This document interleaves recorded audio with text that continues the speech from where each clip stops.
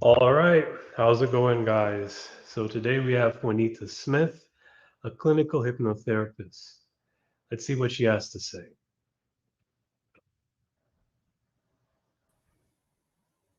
Hello, how are you doing today? Hi, Jimbo. I'm really well, thank you. How are you? Good, good. So let's get Yeah. started. So can you give me sort of a brief summary of who you are, what you're about, and what your message is, and perhaps how you got into being a hypnotherapist to begin with? Yeah, sure. So yes, so obviously I'm a hypnotherapist and I'm in Sydney. I have two clinics here in Sydney, two very busy clinics. And I also teach and mentor hypnotherapists to do what I do. And people come to me for anything they want to change in their life. But definitely my niche is trauma and addiction.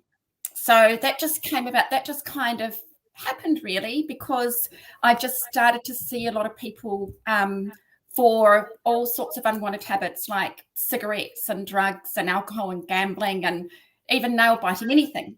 And obviously, sometimes when you're working with those things, you have to work with the deeper trauma. So that's where it sort of became my niche, the trauma and the addiction. So much so, I worked with so many people, and I teach my 5-step system to hypnotherapists. And I also wrote a book about it as well. Is it a habit or an addiction? Yeah. Yeah. So that's me. That's what I do. All right, that's great. So you're an author as well. So can we get into a bit about what actually is hypnotherapy? I don't know what hypnotherapy is. Can you kind of You have okay, sure. Yeah, a lot of, can you to be honest, explain what that is to me? sorry. Yeah, Yeah. could you possibly explain that a bit to me? Yeah, absolutely. And a lot of people are the same. It's amazing how little people know about hypnosis and hypnotherapy. And it is actually an ancient modality that's been around for thousands and thousands of years. You know, thousands of years ago, there's records of hypnosis, in ancient Greece and ancient Egypt and ancient India, and in Greece they used to take their sick to these called sleep temples, and they would have them, and they'd be in a half awake, half sleep state, and they would just whisper suggestions to them, which is basically they were just giving them hypnosis to make them well again, or whatever was going on with them, whatever they needed. Maybe it was not physical health, maybe it was mental health. Hypnosis accesses the powerful processes of the unconscious mind to facilitate change and healing. So most people that have things that they want to change in their life that they're not happy with, I haven't met anyone yet who hasn't got something that they want to change in their life. So whether it's unwanted habits or they have goals, they have aspirations, what's going on with people is that everything that's going on with them is part of their unconscious programming. And hypnosis is so powerful because we work directly with that unconscious programming. And that's why people get such a fast and awesome result working with me, because rather than just trying to work with the very small conscious mind, which is about 5% of your mind, you're working directly with the unconscious, which is 95% of your mind and thousands of times more powerful. So people come to me for all sorts of things. I'll get someone coming to me who's been trying to quit smoking for sometimes decades. They hate it. They don't want to smoke. They're smoking 40 a day. They've tried cold turkey. They've tried medication. They've tried patches. They've tried everything. And even though they hate it and they don't want to do it, and it's destroying their health, maybe they've got emphysema, maybe they've got cancer, they can't stop because it's out of their conscious control. It's an unconscious behavior. And so literally in one session with me, we can break that unconscious habit, and they walk out a non-smoker, and that has a 97% success rate. So I've worked with thousands of smokers, and it would be very unusual for someone to come to me and not quit. So that's one example. But when people come to me for anything like weight loss or anxiety or depression or childhood trauma or lack of confidence or phobias, whatever they're coming to me for, we can really make very effective changes in the short term very quickly for a long-term result, because we work directly with the unconscious. Now, that's really interesting concerning how hypnotism can be used to deal with things such as smoking, and even the Greeks used to do this in order to help people as well. Yeah. I'm thinking though, how does this all work though? What is the underlying system of how this works? Is this more placebo? Absolutely not. Absolutely not. I've worked with literally thousands of clients, and it's definitely not a placebo effect. There's a lot of scientific scientific research done and proof and studies to show that it's very, very real.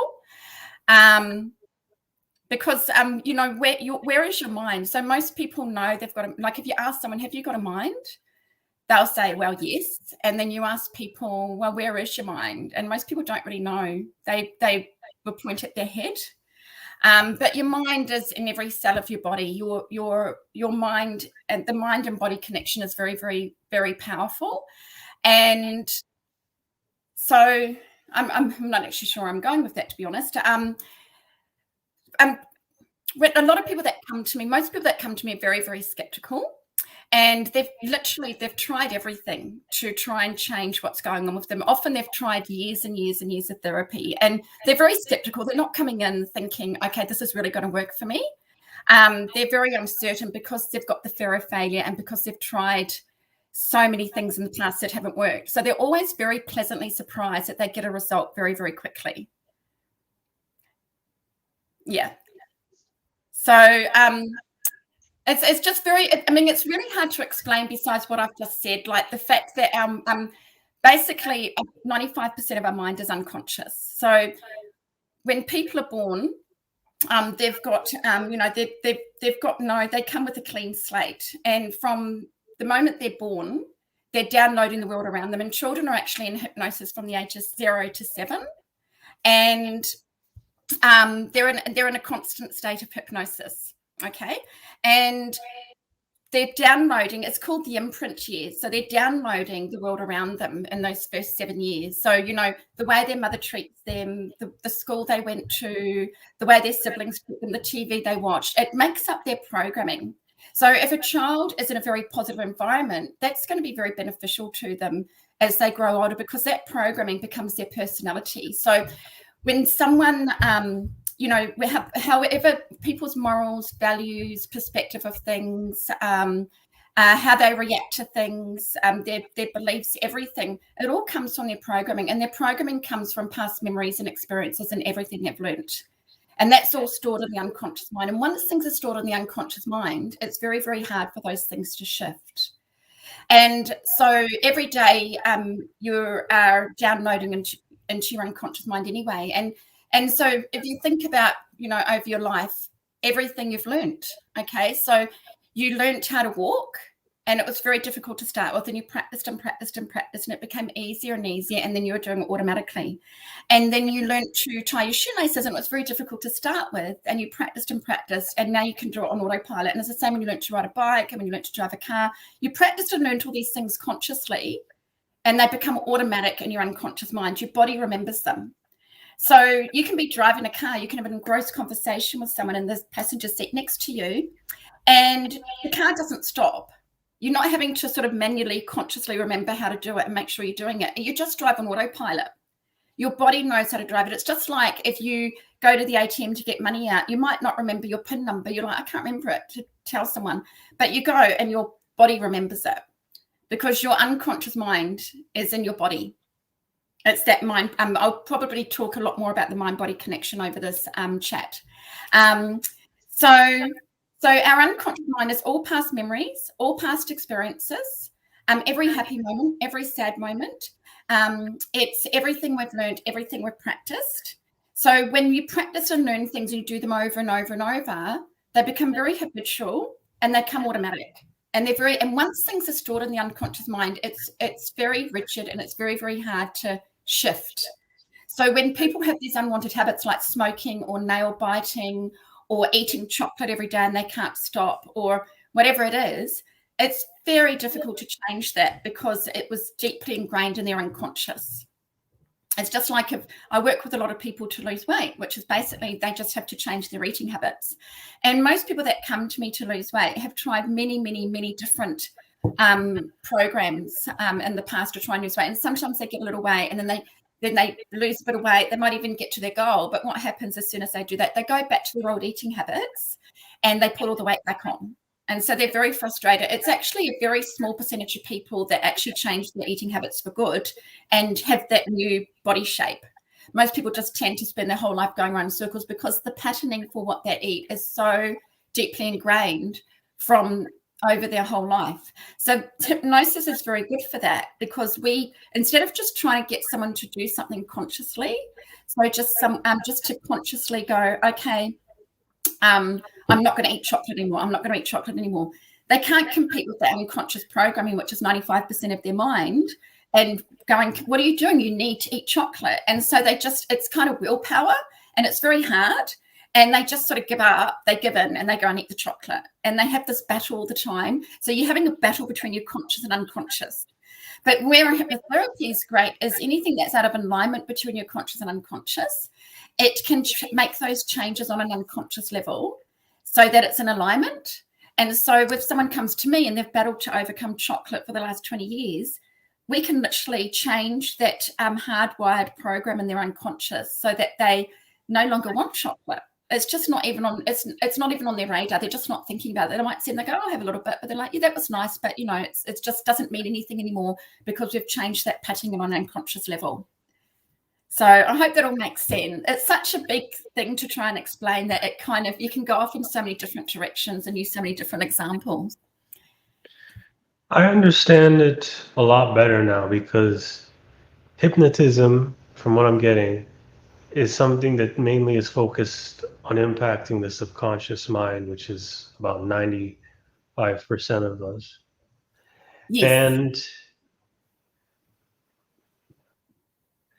how has hypnotism personally impacted you? Because you've talked a lot about it impacting other people. Sure.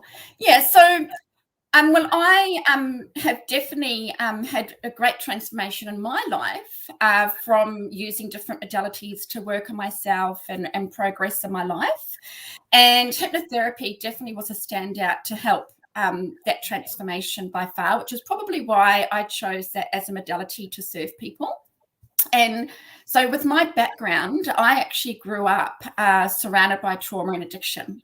So my mother, she was a victim of the New Zealand social welfare system, and in the 1940s and the 1950s, and she was mentally, physically, and sexually abused, her and her two sisters, and they were in foster care from a very young age. And so by the time I came along, my mother was in the throes of a mental breakdown. She was not stable, and she was in her 30s by the time I came along, but in her late teens, early 20s, she had had shock treatment, and that absolutely destroyed her. She really was never the same. And so I was as a result of that, I was very neglected as a newborn baby. Not only had she smoked about 40 cigarettes a day when she was pregnant with me and drank copious amounts of coffee where I couldn't even sleep. That was her coping mechanism. That sort of habit addiction is just self-medicating. It's just like a soothing thing people do because they need to meet an unwanted need. And that's what my mother was doing, just trying to cope with her addiction, with life, and relying on things that became very addictive to her, coffee and cigarettes, and also prescription medication. So through the neglect of her not really being with it and being passed out on prescription medication, I actually became very sick and she wasn't aware of it. So I actually lost all my hearing in one ear and partial hearing in the other ear. And I my brother and I were taken off our mother when I was 2, and we were put in a home, and then we were separated. And I did actually end up living with different family members while I was growing up, surrounded by all this addiction and trauma. Everyone was very, very traumatized and addicted to something. And so that's generational trauma, going from generation to generation. I could have easily gone down that path. I was at a crossroads in my early 20s, and I could have gone down the path of that addiction and stayed with my trauma. But what I chose was another path. I chose the path of breaking free, personal development, growing as a person, spiritual growth, and I broke away from that. So when I work with, and part of doing that's always been working myself. Obviously, hypnotherapy was a very effective way to do that because it really is a shortcut to change. 4 sessions of hypnotherapy is equivalent to 400 sessions with a counsellor, basically. And so that was what drew me to it, because I found it so powerful. And so when I work with my clients now, I come from this place of understanding and compassion, because I really understand where they're coming from, and with some of the horrendous things that my clients have been through, and that's just from my own experiences.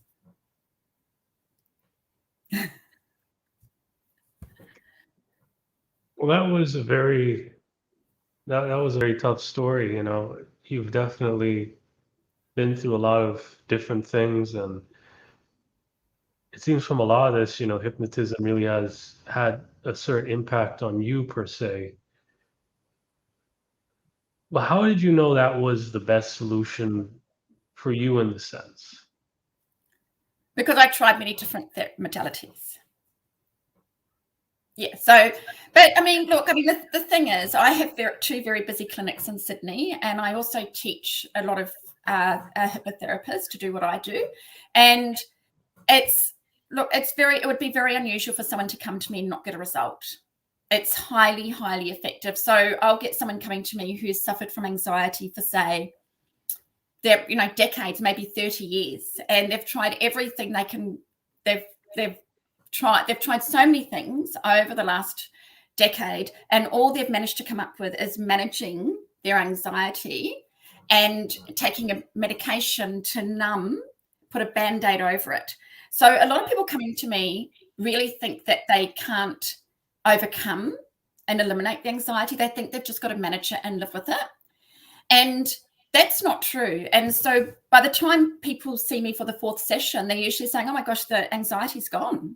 I can't believe it. It's just gone, because it was just a program in the unconscious, and we've actually eliminated it.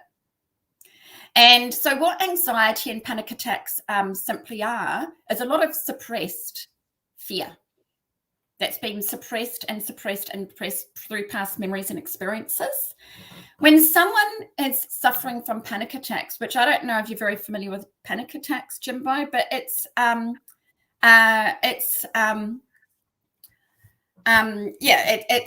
very, what's the word? It stops. Sorry, let me turn up the volume a bit. I want to hear your voice a little better. Sure.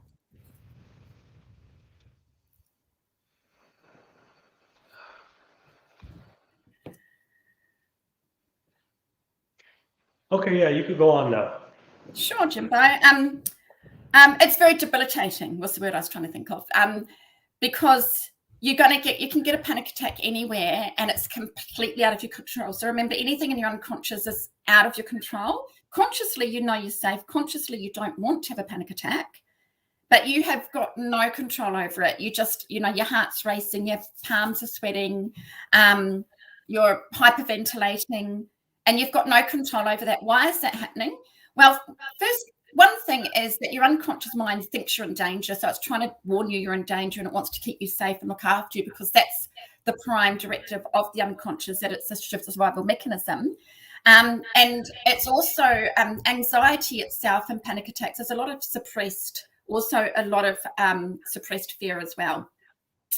So it's a little bit like, having a fire alarm, and every time you make toast, the fire alarm goes off. So you're panicking and getting anxious, that the panic attacks are going off inappropriately. Anxiety can be a good thing used appropriately, because it is, it puts, having a bit of fear and anxiety and getting the adrenaline running is putting you in survival mode when needed. Okay.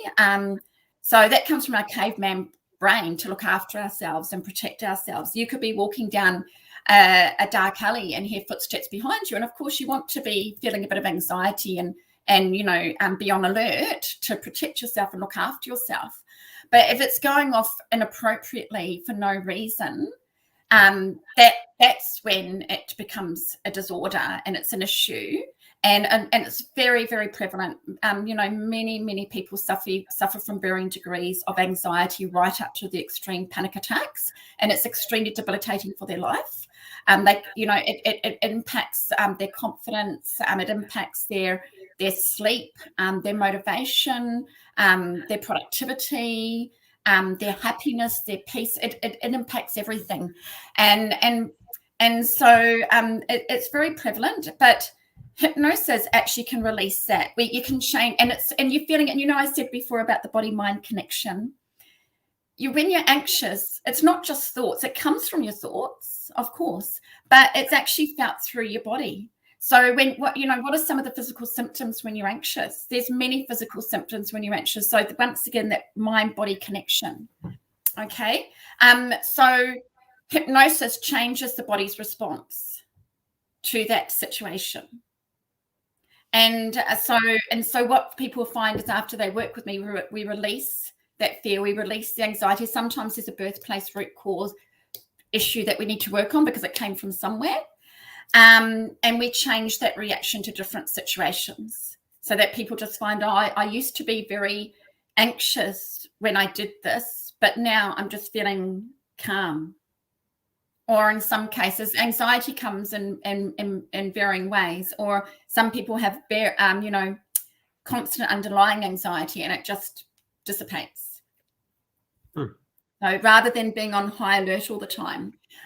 So people with anxiety, they're either situational high alert or just constant high alert. So all their energy is going into this into this fear mode, and their body's just in constant fear. So hypnotherapy is very healing. I work with tons of people for anxiety, and they start to notice a shift after one session. They very rarely need more than 4 sessions. So you bring about a lot of interesting points here. And I have a multitude of questions coming up. So I was thinking, first of all, if anxiety is something that comes about from a certain choice you make, is basically anxiety linked to something like a phobia? And then another question I have is, how long does hypnotism actually take? And then the third one is, do all types of hypnotism get performed the same way? Do you just perform the same action with them, or do different people require different things? So which of these 3 questions do you want to hit first? Okay. I think I want to go with the phobias first. I think that'll be the easiest one, since it's the closest to what you were just talking about. Sure. So phobia is a fear. So the root of anxiety, panic attacks, and phobias is all the same. It's the base emotion is fear. Okay, so with a phobia, it's that people have a fear to a particular thing. They might be all right in every other aspect of their life, but they've got a fear to something in particular, like public speaking or going on a plane or whatever it is. And so they might not suffer from anxiety besides that. There might be no other anxiety there. It's just this phobia. And it usually comes from some past traumatic experience associated with that. So, for example, I had a client and he came to me, he had a phobia of rats. And so we were able to establish that he had 3 memories where he felt very traumatized from an interaction with a rat. One was he lived grew up in Eastern Europe on a farm. And when he was a boy, another boy dangled this big dead rat in his face. They're massive rats. And he dangled one in his face. So and that freaked him out. And so his unconscious mind thought, okay, you're in danger with this thing here. So, and the other experience was when one of the rats on the farm went up his trouser leg and he had to push it down with a stick. And so then the third experience was working here in Sydney and painting, and where he was painting at nighttime, it was teeming with rats. And so every time his unconscious mind, when he's around a rat, his unconscious mind is like, okay, you're in danger, because that's what he's programmed on an unconscious level. So it was just a matter of one session with him, going back to those past memories and changing the reaction to them through hypnosis. And so then after the session, he was fine. He had a new association to rats. He no longer had that fear. Very good. So you kind of hit the anxiety and phobia question and a little bit of the how you handle it. But I'm also wondering, how long do most of these patients take to kind of change the subconscious mind? Because how I see it with a lot of people, without hypnotism, it is possible, but it will take longer. But again, I'm not the hypnotist here. How Yeah. quickly do you think hypnotism can work? Do you think hypnotism in general kind of works the fastest when it comes to altering the subconscious mind? What do you think? Sure. I think it definitely it does vary depending on a hypnotherapist and how they've been trained and the techniques they use and the approach they use. There are some hypnotherapists out there who have a more generic approach. So I do sometimes get people coming to me, say, for example, let's talk about quit smoking, where they didn't really get the result with another hypnotherapist, or they had to go for 6 sessions and they didn't really get a result. Or if you do a group session, once again, it's going to be very general. But my approach is, I specifically tailor to the individual, and we use very cutting edge and powerful techniques. And plus, it's very tailored to the individual. So if someone comes to me for quit smoking, it's usually 1 session. And once in a while, I might get someone who needs a 2nd session, but usually 1. And so that's just because of the approach and the techniques and how it's been put together. And it's been tried and tested and formulated over 10 years now, our smoking treatment, and it's a 97% success rate as well. It's really good. So I think it depends on the tools and the techniques and the processes that a therapist will use, and as in how long it takes to get to the end result. And obviously, one-on-one is going to be a lot more powerful and effective than a group session, because a group session, you have to generalize it. So if people come to me for, it just depends. People don't need tons of sessions. Most people that come to me go on my 4-session transformation program. And so we basically, they're coming to me because they're a bit anxious, or they're a bit depressed, or they've got no confidence, or they've had these past events happen that's really impacted them, or they're feeling a bit flat, or they're feeling motivated. And so I call it the transformation program, and we peel away the layers. It's like peeling away the layers of an onion. Sometimes we have to address past trauma, some past trauma that's really impacted them, and heal it. So it's very healing as well. But usually people need 4 sessions. Sometimes someone might need less than 4 sessions. Sometimes people will need more than 4 sessions, but that's a ballpark figure. You don't need tons and tons and tons of sessions for a change. Let's kind of get more into your book now. Okay. What is that specifically tailored to? Who is that tailored to, really? It's for it's for therapists.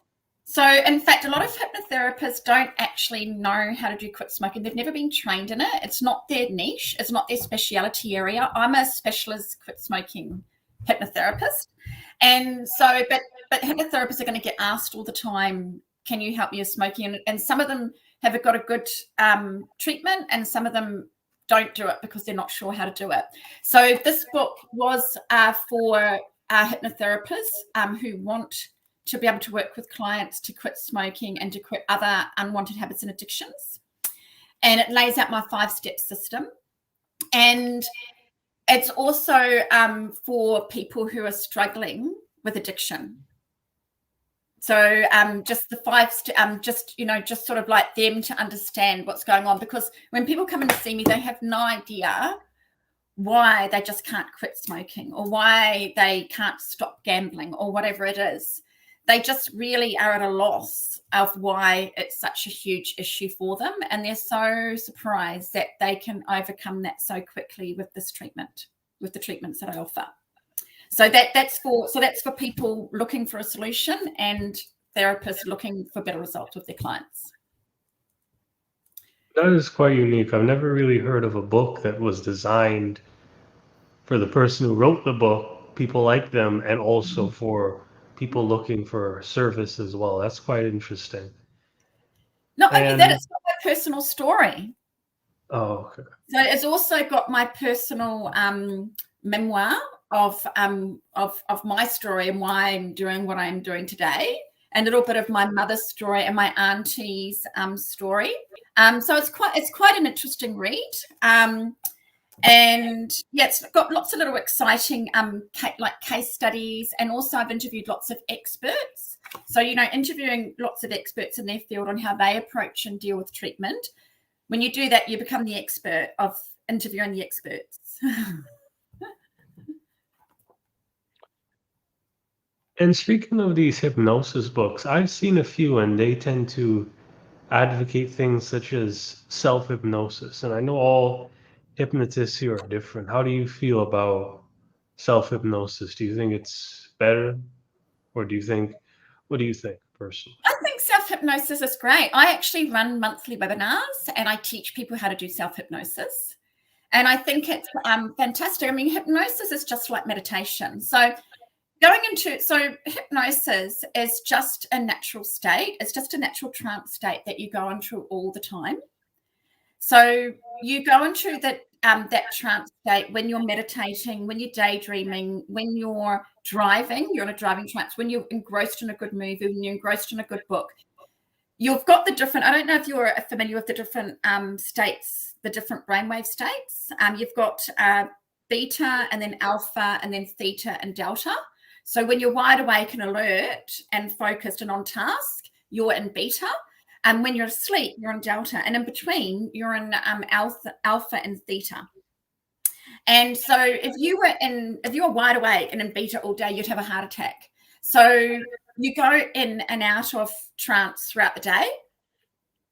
And as I said before, like a child is actually just in a state of hypnosis. They're actually in an alpha state until the age of 7. So that's why everything is wide open and everything they say is just everything around them, the whole world around them is just really imprinted into their unconscious. So it's just a very natural state that you go into all the time.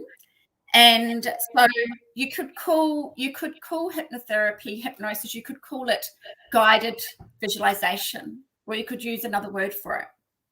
And so if someone does hypnosis, self-hypnosis, they're basically just putting themselves into meditation, but they're also putting suggestions in. Either they could record themselves and listen to a recording, or they could just have a process in their mind of doing a little self-hypnosis, like, and I lay out the steps for that in my webinar, but just putting in those suggestions of being positive and in the present, and using visualization as well, which is very, very important, because visualization is very effective it is actually scientifically proven very effective to manifest what you want to manifest in your life if it's done properly.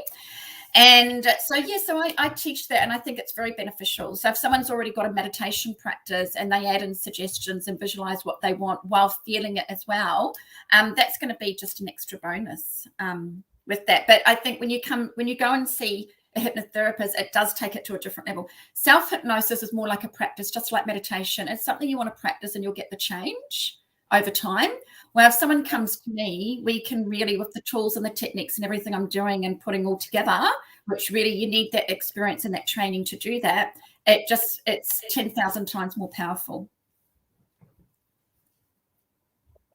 So self-hypnosis is more like it's a very convenient form of guided meditation. Yeah. Yeah, I mean, a little bit different in the fact that when I teach someone to do hypnosis, either they can do the recording or they can just lay it out in their mind, have a plan and lay it out in their mind. They want an intention first. So you set an intention, just one thing at a time, like maybe it's to lose weight. And then the proper way to do the self-hypnosis is to do the steps. So you get yourself and to do an induction. So an induction is to relax, let go of any thoughts. What you do in meditation, really, just have that induction, have that physical body relaxation, etc., etc., and then you do the deepener. So either you can count down. Sometimes people go down steps, or they might go down a lift, or they might just float down, and that just takes you deeper into trance. Or you can go up, you can ascend deeper if you want to, go up the stairs to go deeper, believe it or not. And then you do your suggestions and your visualization, and then you can do your reorientation and count back to where you started to come back to the present moment. So it's a little bit of a layout, but it's pretty much, when people come to me, they're like, I've never been hypnotized, what's it like? And I say, have you tried meditation? They're like, yeah. And I'm like, it'll just be the same as that.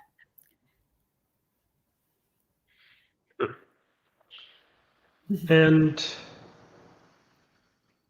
what type of advice would you give to someone else that would like to go down the hypnotherapic route? Yeah. So look, when I train students to become hypnotherapists, it's actually the most lucrative natural therapy industry out there.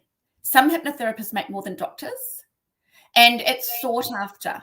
So if I look at my students that just trained with me this year, they are booming. I've got one graduate, and she trained with me in March, and it's an apprenticeship as well. So you do your training, but then the learning starts when you're in practice as well. But with the it's too much to get into today. But with our processes and our techniques and our tools and everything we lay out at the academy that I train at, people can really learn very quickly and have that support and have everything they need, so they can actually just start working with clients with mentoring and support as well, of course. But one student I can think of in March, she just told me a couple of weeks ago that she's already worked with 150 students. She's had to cut back on her day job because she was, she was still working full time when she started. Now she's probably going to be finished with her job very soon, and she's making more money during her hypnotherapy practice than she is in her full-time job as well.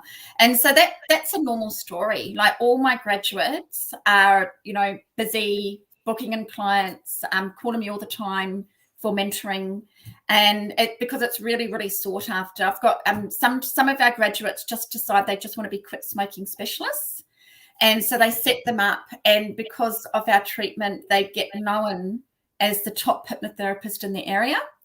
And then some people have already had modalities in the natural therapy industry, but once they've added being a hypnotherapy to their toolkit and promoted themselves as a hypnotherapist, the phone starts to ring because people are looking for what we offer. So there's a lot of benefits. It's very lucrative, and there's no, there's no point if you're going to run a business. If you're struggling financially in your business, it's really not going to work. So as a hypnotherapist, you make a very good income. So financially successful, you get to choose your own hours as well. You get to choose how many clients you want to work with, and your clients are going to get results very, very quickly. And so then your business grows exponentially because they get good results. So that's what happened with me. I grew so quickly with my business. All my business is referral. And so I'll get a few people calling a day because so-and-so saw me 3 years ago for smoking and they want to book in with me. And so I don't have to advertise or promote my clinics. It's just all word of mouth. And I also get a lot of doctors, heart specialists, counselors, psychologists, and other medical practitioners actually refer their clients and their patients to me as well, because they've had other patients or clients get great results with me. So it really is win-win-win, and it really has a ripple effect more than I probably can ever imagine, because it's win-win-win for me. I'm doing something with people that's highly effective and they get the results, and that's really exciting. I wouldn't be in this if people were calling me and saying, I didn't get a result, I'd be so downtrodden. I probably wouldn't want to do it anymore. I think this doesn't work. But it's very unusual for someone to come to me and not get a result. So it's win-win-win for me. It's a wonderful business where I can choose my hours, have that life work balance, and a lot of financial success as well. And it's win-win-win for my clients because they're getting these amazing life-changing benefits and transformations in their lives, and it impacts everyone around them. It impacts their family, their friends, their work colleagues, everything. So it really has this ripple effect going out. So it's very rewarding. Interested in the business side of things now. So, how did you convert your hypnotism skills into something that can then be a profitable service? Because you say, it's very lucrative. Yes. How does one make it lucrative? Look, my niche, so any business owner listening to this, if you want to build your business, you want to go deep and narrow. And so that's what I did when I first started.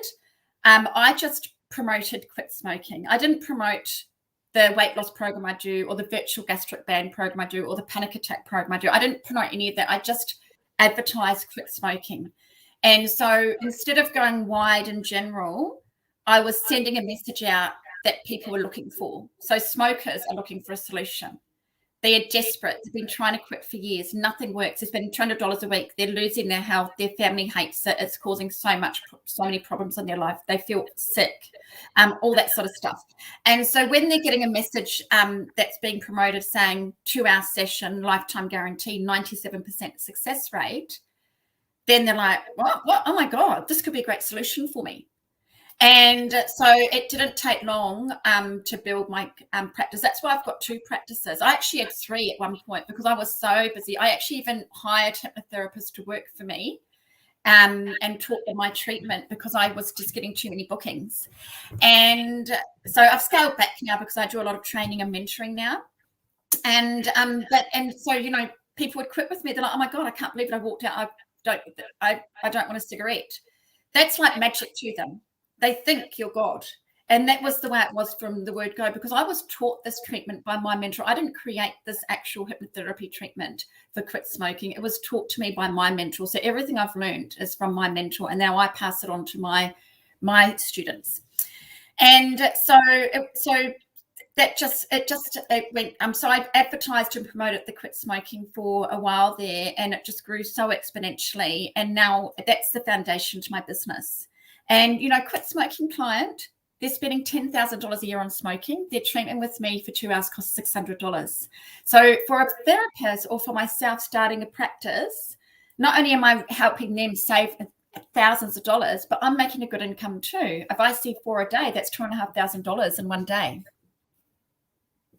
So it's beneficial for someone looking to do something for themselves that really works, that helps people, that helps themselves financially, lifestyle, great career. And so when people call now, most of the time I can track them back to someone that I saw years ago for quit smoking. What were some of the challenges and obstacles, in a sense, when building, your business per se? And what are some of these things that you've learned that you now teach to maybe your students? Because the Sure. first thing that comes to thought for me is there's definitely a few common misconceptions with hypnotism. When you picture Absolutely. hypnotism, you picture a guy with a lab coat shaking, this little pocket watch in front of your face. Yes. Now, that was a real thing 50 years ago. So that's how they used to do the induction. I've never tried it myself, actually, but I have. And now we don't do that. We just talk to the person for that induction. It's just to relax them. So you could do that if you wanted, and it would put them into trance. But now I just talk to them just so my only tool I have is my voice. So yeah, there are other misconceptions though. Like people think, a lot of people that come to me, it's amazing how many people say to me, are you going to get me to cluck like a chicken? I even had someone say that to me yesterday. I get at least one person a week saying, are you going to get me to cluck like a chicken? And so I just normally reply, well, no, and I'm not going to steal your kidney either. But you can laugh if you like. Sorry. So a lot of people are worried that I'm going to control their mind or I'm going to tell them what to do. But it's nothing like that at all. I'm just the coach. It's all self-hypnosis. And no one can be made to do something they don't want to do. So that's why when I see people, it's highly effective, because no one's going to waste the time and money to come to me if they don't want the change. So people that come to me are already motivated. They're motivated enough to spend the money, and it's very good money. And they're motivated to spend their time, which is very valuable. So that's why it's highly effective. Now, really, it's been very little in the way of challenges, to be honest. It really has. Occasionally, I might get someone who gets a bit stuck and is not getting results. And so luckily for me, because I worked with so many clients, I literally, for years, worked with, client after client from first thing in the morning to last thing at night, like 5 days a week. That's going to give you a lot of experience in a very short time. And I had a mentor, who had my back the whole time, who also I could turn to every second, which really, really helped. But when you work with an amount of people, you really get the experience and you know how to deal with any situation and how to troubleshoot. And so, to be honest, it was very, very rare that you do need to troubleshoot. But when I do, what that means is that someone's not getting the result. Maybe they've come to me and they're just not quitting smoking, or maybe they're coming to me and we've worked in anxiety and they're still anxious. So what's going on is there's a part of them in their unconscious mind that doesn't want the change. There's a part of them in their unconscious mind that's getting some secondary gain out of staying that way. And so a skilled hypnotherapist will know how to work around that and how to overcome that, so there's no resistance there. And so I guess that's probably the biggest challenge is, when I was new and I had clients and things weren't going right, I'd be like, oh my God, what do I do now? What do I do now? But my mentor was right there. And then going through that experience and then getting the results in the end it just makes you just much better at what you're doing, a lot more skilled. And what would you consider your ideal client? If someone were to come to you and ask you for some type of service, what's the type of client you would say yes to, and what's the type of client you'd be like, no, you're not the right fit, go to a different hypnotist? Someone who doesn't want the change in their life. So if someone, and so it would really be, that's really not going to happen unless maybe they've got a spouse or a parent or a child who's booking for them because the parent or the child or the spouse wants them to change. And so it's just really a matter of just saying on that phone call to that person, look, they have to want the change, because if they don't want the change, it's not going to work. Because remember, it's not mind control. No one can make you do something that you don't want to do. So it's very, very important that person wants the change. And as long as they want the change, it's going to work. So if someone said to me, I come here for smoking, but I don't really want to quit smoking, my wife told me I should come, I say, look, I can't help you. You have to want the change. You're just wasting your time. But to be honest, I really haven't had that experience. The most I've had is really just someone ringing up on behalf of someone else. And I think maybe twice, I can remember two situations where we did do the quit smoking and it didn't work. And then I discovered, but they hadn't told me because I'd said, yes, I want to quit. And they've said, well, I didn't really want to do it anyway. I just did it because of this. Or they just, but I think that's happened twice in the last 5 years. So yeah, but it's really a non-issue because people are just not going to waste their time and money if they don't really want the change in their life. If someone had real issues, maybe they were very, very, very aggressive or a bit scary, I would turn them away. But I haven't really had that happen either.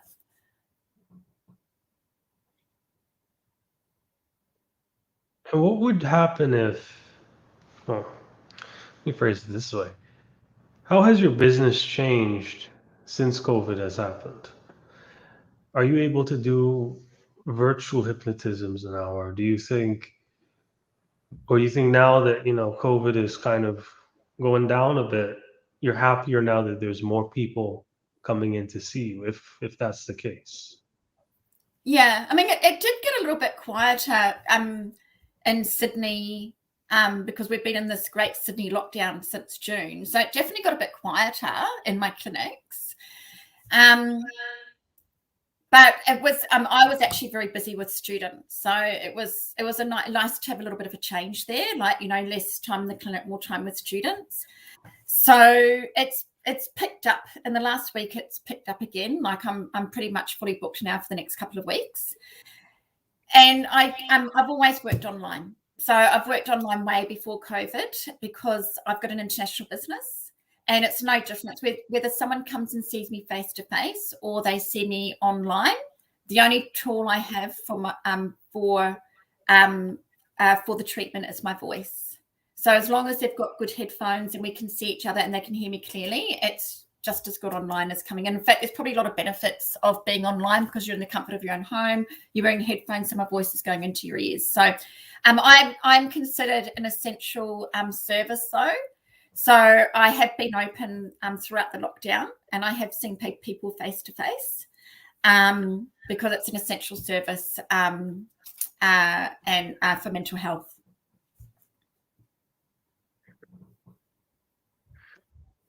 And do you also play the role as a motivational coach in a sense?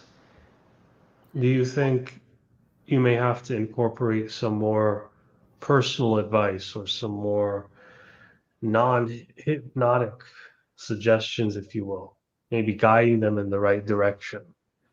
Yeah. Because, you know, maybe with smokers, again, this is your expertise, but maybe a smoker may want to switch with an electric cigarette or maybe use the patches sometimes, and you may have to give them some sort of philosophy that's non-hypnotic to kind of suggest them not to do that, sort of like what a coach would do. What do you have to say about that? That's very interesting. Yeah. So definitely, I'm definitely also a life coach and a counsellor because, you're building that relationship with that person, and I'm working with that person with what they need. So absolutely, a lot of that stuff goes into it. So they can't have an e-cigarette or a patch anyway, and there's no need for them to have it because they walk out and they've got no cravings. So it's really a non-issue. But absolutely, I in that instant. But absolutely, I am prepping them for post-session on what they need to do to support themselves moving forward. For anyone that comes to me for whatever reason, whether they're coming to me for to change their diet or whether they're coming to me for anxiety. So I do a lot of that non-hypnotic coaching. But is it non-hypnotic or is it still hypnotic? I think it's still hypnotic anyway. So as soon as they walk in the room, I think they're in hypnosis. Mm. Yeah, so you're using like hypnotic strategies to work with them from the minute they come into the office before you put them into trance, right to the minute they leave. And another question I have is, has hypnotism ever helped you outside of hypnotism at all? Because you sort of mentioned there you're always doing hypnotism. So even when you're working with someone with like me right now, are you doing that too, or No. okay? No, I'm not. Has it helped me out? Yeah, I mean, yeah, absolutely. It has helped me out because, I mean, it really, you get a lot of benefit out of, working with people constantly in trance. I mean, obviously, I'm always learning so much myself.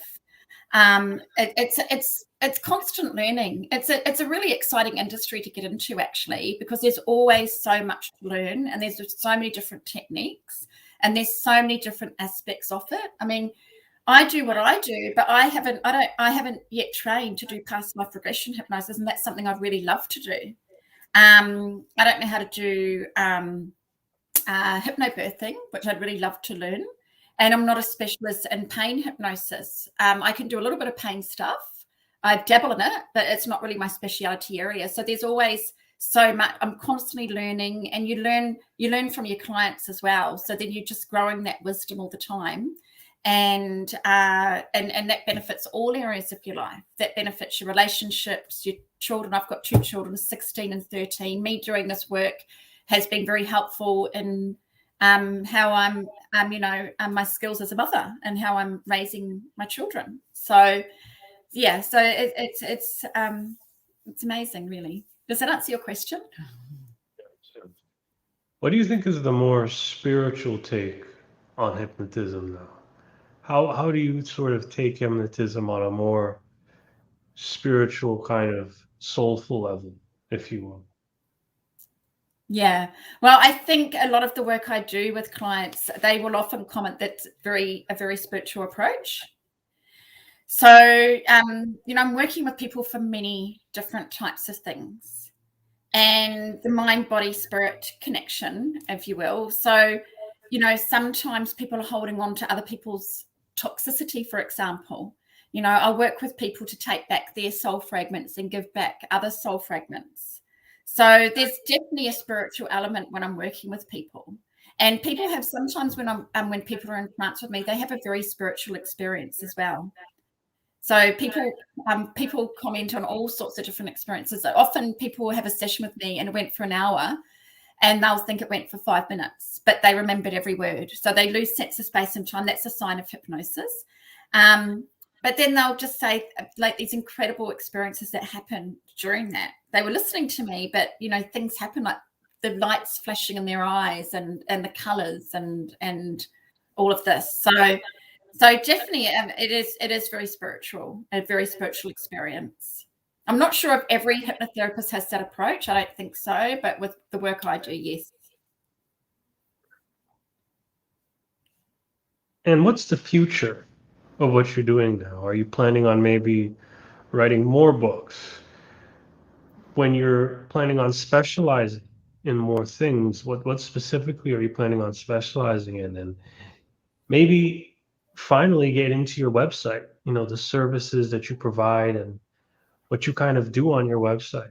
So for these last few minutes, let's kind of hit, first of all, let's hit what you're planning on doing in the future, books, specializations, any of that. Let's just loop that into one question.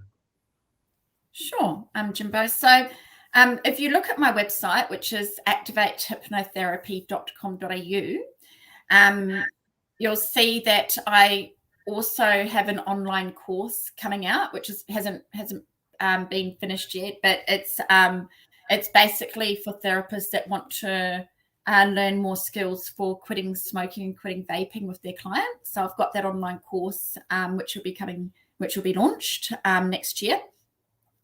And I'm going more. I've got my 2 clinics, but I'm going more into training and mentoring. So that's my main project at the moment, building up the training and mentoring side of my business to teach clients to become specialists, internationally accredited and certified hypnotherapists with a professional body, internationally and nationally, and also to become specialist hypnotherapists in quit smoking and other addictions, anxiety and panic attacks, and desired weight, and virtual gastric band. So I'm going more into that area at the moment, but definitely in the future, I would like to get and do more training in different areas such as past life regression and more training working with pain management with hypnosis. So yeah, it's really exciting. Okay. So when it comes to specific services, though, necessarily, is it more group or is it one-on-one? And what types of services are these necessarily? Is it only smoking per se, or do you offer Oh, sorry, general? services. Okay. Yeah, no. So people come to me for all different unwanted addictions and Okay. habits. So quit smoking. The topics covered in my book are gambling, alcohol, drugs, quit smoking, and food.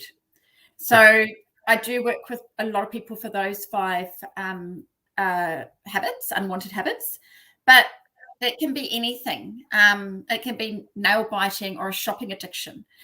So any unwanted habit or addiction, but I also work, excuse me, with a lot of people for PTSD, anxiety, panic attacks, phobias, confidence. So really anything. So people become my clients because they're out of alignment. What they consciously want is different to their unconscious program. So they feel out of alignment. So if they're not feeling good, they're out of alignment. If they're feeling negative emotions, they're out of alignment. Something's not right on an unconscious level. And so when people come to me, they might be feeling a bit anxious, they might be feeling a bit depressed, whatever it is. We peel away the layers and then they come back. It's a process, and they'll say, oh, I'm feeling a bit happier, I feel a bit lighter. And so we peel away anything negative that they're holding on to. We heal anything that needs to be healed. We let go of anything that needs to be let go of, and we work towards what they want to achieve. And so that's why I call it the transformation program, because it's very transformational. And so process. So really any of those sorts of things, people come and see me for. This was a great talk. And are there any sort of final words, any final takes you would like to give? Advice? Yeah. So look, so just just be mindful that of your thoughts, because thoughts become things. And some people think they don't have a great imagination. And what I say to people, they might say, I've got no imagination. And I'm like, well, you are so lucky then, because if you don't have a great imagination, you'd never be worried. You'd have nothing to worry about. And they're like, oh no, I worry all the time. And it's like, well, if you can worry, then you've got an amazing imagination. So how about, instead of putting your amazing imagination into worrying about what could happen in the future, which is probably not going to happen, into using your great imagination to imagine what could happen that you would like to happen. So just be mindful of your thoughts and what you're using your imagination for. All right. I'm Jimbo Paris. This is the Jimbo Paris Show. Thank you again, Juanita. Great You're welcome. talk. Yeah. Thanks, Jimbo.